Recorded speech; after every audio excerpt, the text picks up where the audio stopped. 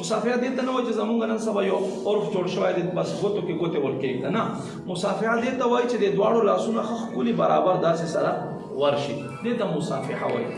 نو فرمایي الله پاک له خاطر خپل منځ کې محبت کوونکي څه وخت چې ملاقات کوي او لاس ملاو کی، الله محبوب فرمایي وې د دوی دواړو جدا کېدا نه مخکې الله رب کریم د دواړو ګناهونه معاف فرمایي. سبحان الله.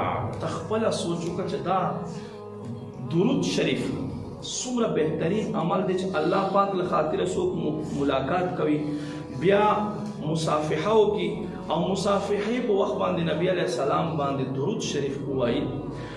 نو درود شریف دا برکت ته چې دوی څومره صغیره ګناهونه کړي الله صرف په دې درود شریف برکت سره معاف کړي. سبحان الله. ما عزتمندو موږ ته پکار چې دا یو عادت جوړ کړو، کله هم چا سره ملاویږو نو سلام نه بعد لاس ملاو کول، لاسو ملاو کول نه بعد بیا فورا مدینه جانان صلی الله علیه و آله وسلم په ذات باندې درود شریف مونږ وایو.